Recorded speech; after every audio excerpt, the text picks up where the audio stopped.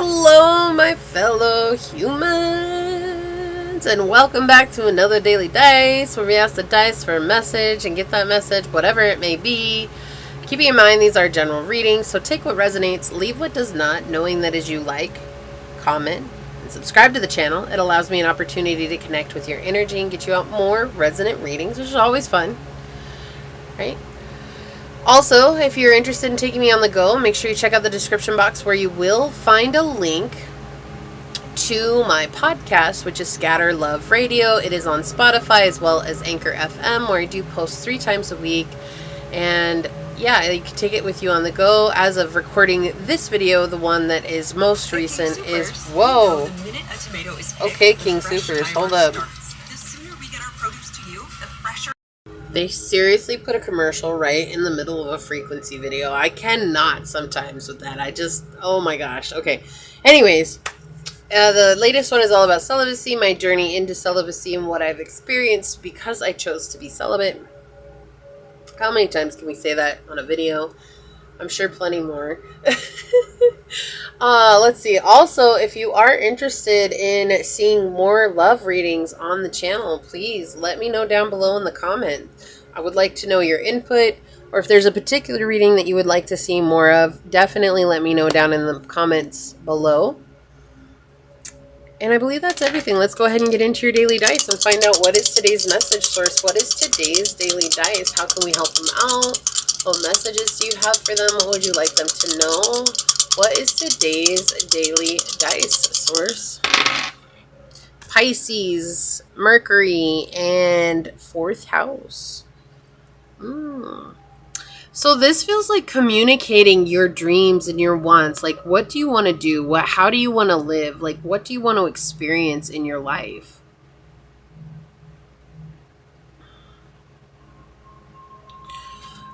Right? Like, there's this sense of like home right here with the 4th house. Like, what do you want your home to be like? And not just like, oh, I wish I had a mansion. I wish I had a man. What is that song? Wish I had a 49 ball. What is it? Shot caller. Oh my gosh, I just heard that song the other day. I think that's what it's called. I wish I had it. Anyways, if y'all know, comment down below. You know, you gotta be helping me out sometimes. I'm sorry. You know how I be forgetting sometimes, baby.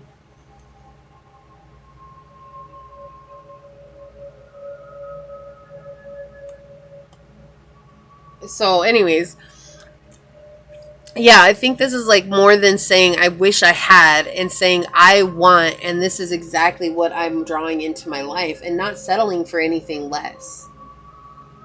Right? Because it's like with Pisces and the 4th house here, we're talking about home.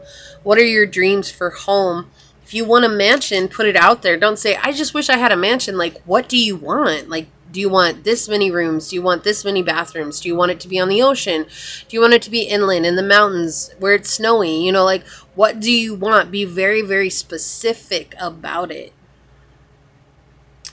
Because without this communication, you could just end up with a mansion, but nothing like what you want. And then you're not going to be happy about it, right? Especially with Mercury here, we're talking about communication. Speaking this out into existence. Like truly understanding what you want. And it's interesting because the 4th house is tied to real estate. Your inheritance. Yes, it is family, but I'm getting more like this is like living matters. I feel like this is like, where do you want to live? What do you want it to look like? How do you want it to be? You know, because in the past, maybe you've dealt with a lot of bad situations. It's like you intuitively know what you're drawn to, and it's like making that a real thing by actually putting it on, you know, either what are those things called? Oh my gosh, a vision board, or writing it into a journal, or, you know, making it just very, very clear, like what you want.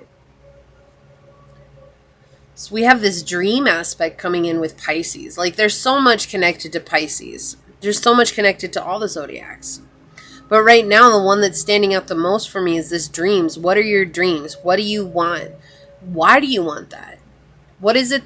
Why do you want a mansion? And not just because I want a mansion, like, oh, because it's cool, because I'll have a bigger house and everything. No, like, why do you want a mansion? Like, what is the significance of having that in your life? And insert whatever it is that you want. It doesn't have to be a mansion. It could be a boat, it could be a yacht, it could be a plane, it could be a train, automobile, it could be anything. Okay?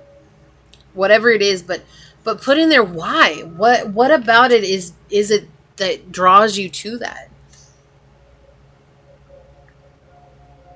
There's something here with Mercury coming through about your senses. You need to get your senses involved.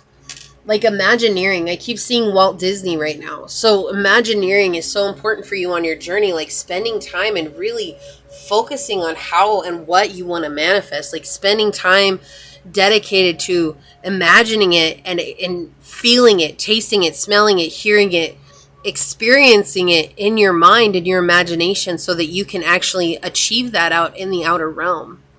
That's a lot easier said than done.